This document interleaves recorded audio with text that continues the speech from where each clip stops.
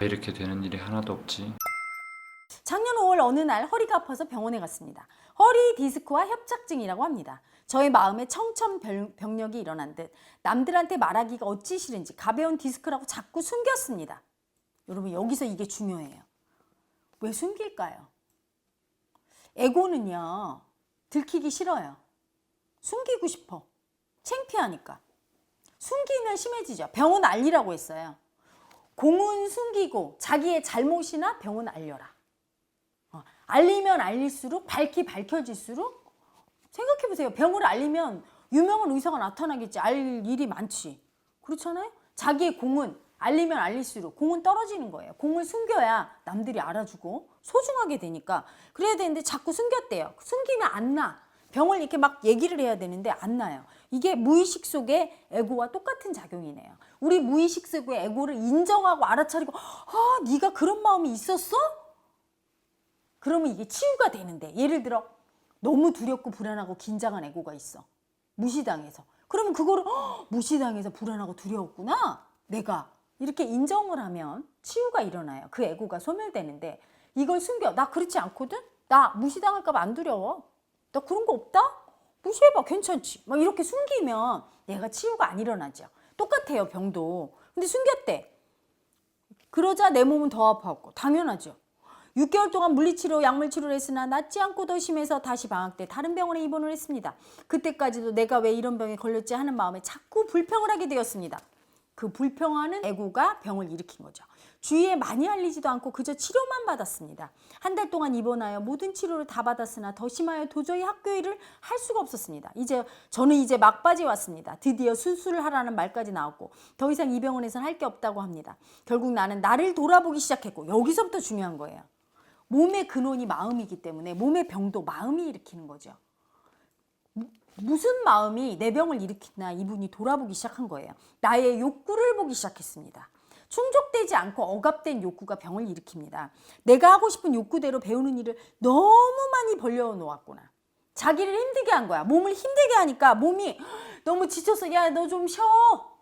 너무 힘든 에고가 있었던 거죠. 무의식 속에 내 몸이 힘들어, 이런 에고가 계속 사인을 보내는데 무시하고 계속 일을 벌리고 했던 거예요. 그러니까 아프게 하죠. 하는 것을 깨달았습니다. 월요일부터 금요일까지 하루도 그냥 퇴근하는 일이 없이 하루에 2-3개씩 일을 만들어 놓고 억척스럽게 해내고 있을 때 경고로 허리 디스크 협착이 찾아왔다는 것을 알게 되었습니다. 그래서 배우던 것 다 그만두고 다 정리를 하였습니다. 그리고 나니 마음이 가벼워졌습니다. 누군가로부터 우연히 또 다른 병원을 소개받게 되었고 그 병원에서 차츰차츰 회복이 되기 시작하여 지금 허리 디스크와 협착이 다 나았습니다. 소중한 경험을 하셨군요. 자기 몸이 사인을 보낼 때, 메시지를 보낼 때 알아차리고 일을 쉬었어요. 이게 현명하죠. 그러니까 인연을 만나서 이렇게 병이 치료가 되는 거죠. 간절히 원하니 또 이렇게 사람을 붙여준다는 것을 또 알았습니다. 내가 내 몸에 대하여 바라보고 인정하고 나의 병을 밀치는 것이 아니라 왜 이런 병이 생겼지라고 하면서 내면을 들여다보고 주변 정리를 하다 보니 내 몸도 반응하고 마음도 편해지고 생활도 단순해졌습니다. 아이고, 현명하신 분이네요. 마음이 발달하신 분이에요. 이제는 이것저것 배우지 않아도 나는 괜찮아 하는 것을 인정하고 나의 몸 반응에 따라 움직이다 보니 정말 생활이 많이 좋아지고 건강도 나날이 좋아지고 있습니다. 나에게 병이 온 이유가 다 있다는 것을 뼈저리게 느끼고 있습니다. 헤라님, 진심으로 감사드립니다. 헤라TV를 늘 응원하고 사랑을 보냅니다. 8월이면 이제 헤라님께 갑니다. 어머, 기다릴게요. 보고 싶다. 어떤 분인지. 되게 마음이 발달하고 지혜로운 분인 것 같아요. 그때까지 열심히 헤라TV 참여합니다. 감사합니다. 아이고, 제가 감사하죠. 여러분, 이분이 보내주신 거는 정말 이게 소중한 자료네요. 자, 보세요. 여러분, 숨기면 안 돼요. 그게 몸의 병뿐이 아니라, 여러분, 이게 아주 간단한 원리다. 몸의 병뿐이 아니에요. 내 마음도 자꾸 억누르고 외면하고 숨겨서 병이 되는 거예요. 밝혀야 돼. 예를 들어 성폭행을 당했어. 그래도 막 울면서 나 당했어요. 그러면 이제 엄마 아빠가 위로하고, 사람들은 나 어떻게, 그럼 괜찮아, 위로받고, 자기의 어떤 그런 괴로움을 까발려서 수치스러워도 그럼에도 불구하고 얘기했을 때 치유받아요, 에고가. 그런데 그거를 남이 알까봐 두려워서, 수치스러워서 숨기게 되면 어떻게 되죠? 치유받지 못해요. 숨기는 그 자체가 이미 마음의 끄름이고 그게 관념이고 에고거든요. 무의식 속의 관념을 키우고 억압하게 되죠.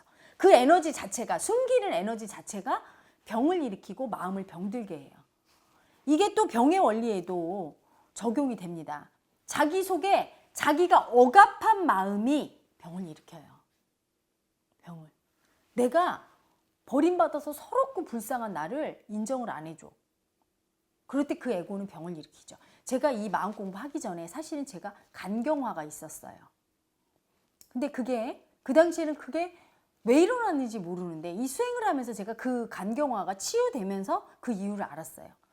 너무나 존재를 인정 못 받고 수치당하고 버림받은 에고의 서러움.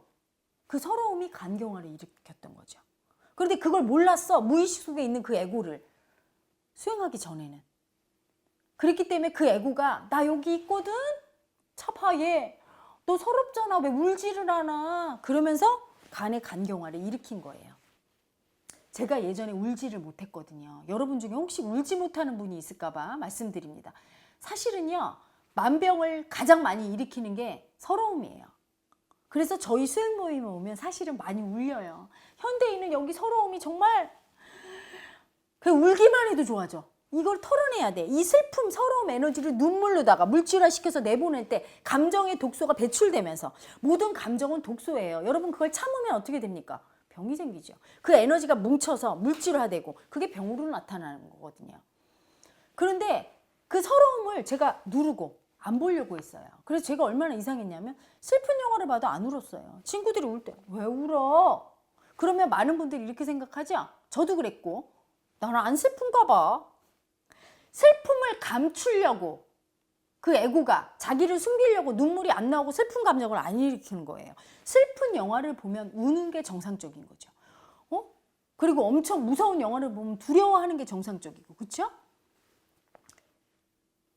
액션 영화를 보면 막 분노도 나오고 긴장 불안도 올라와야 정상인 거예요. 근데 반응이 없어. 그건 무언가 무의식을 억압하고 있는 거야. 무의식 속에 서러운 나를 안 보려고. 본다는 건 뭡니까? 눈으로 보는 게 아니라 마음이 느끼는 걸 우리는 본다고 하죠. 마음 공부하는 사람은. 딱 억압하면서 서러움이 안 올라와. 그러니까 착각하죠. 없구나. 나는 슬프지가 않은 사람인가 봐. 이랬어요. 그런데 마음 공부하고 나서 제 무의식이 열려서 저의 서러움을 보는데 정말 제가 불쌍해서 얼마나 울었는지도 몰라요. 너무 불쌍한 거야. 참으면서 서러움을 보면 약해져서 무너질까 봐 그 서러움도 안 보고 걔를 인정도 안 해주고 악착같이 살아내고 책임지려고 했던 제 에고가 너무 불쌍하니까 병을 만든 거예요. 이게 건드린 거지. 야, 나 너무 서러워. 나 좀 봐. 나 좀 봐. 이렇게. 제가 그걸 여기 와서 알았죠. 무의식을 열고 엄청 울고 제 안에 그 서러운 나, 버림받아서 인정 못 받고 너무 버려져서 서러운 나를 내가 인정하고 그 마음을 느껴주고 알아줄 때 병이 치유됐어요.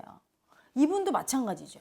허리 디스크 협착증이 아이 나를 너무 혹사하니까 힘들어. 그 힘든 마음을 알아주질 않네. 힘든 마음 분명히 힘들었을 거 아닙니까? 매일 두세 개씩 일을 하면서. 그러면 얼마나 힘들어? 힘들면 좀 쉬어야지. 이게 순리인데 힘들어도 괜찮아. 딱 누르고. 힘든 마음 아예 느껴주지도 않아. 일만 해. 그러니까 몸이 신호를 보내는 거예요. 마음이 몸에 이상이 오거나 내가 뭔가 잘못 가고 있을 때 마음이 신호를 보낸다는 걸 아셔야 돼요. 그 신호를 외면하고 확 무시할 때 드디어 마음이 몸을 병들게 해. 그 에고가. 너 이래도 나 안 봐줄 거야? 하면서 몸을 병들게 하죠. 다 이유가 있습니다. 그리고 여러분 이제 이걸 들으면서 요거 참고하시기 바래요. 뭐 감기나 막 어떤 분 그래요. 이빨이 왜 아플까요? 충치는 왜 생겼을까요? 감기는 왜 걸렸을까요? 막 물어보는 분이 있어요.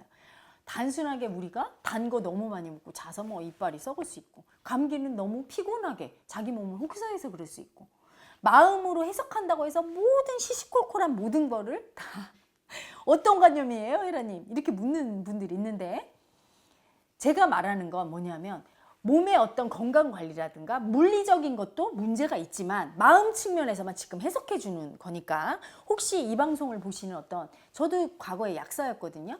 의사 약사분들은 오해 없기 바랍니다. 모든 게 뭐 발가락이 아픈 것도 무슨 관념 때문이고 이런 의미가 아니에요.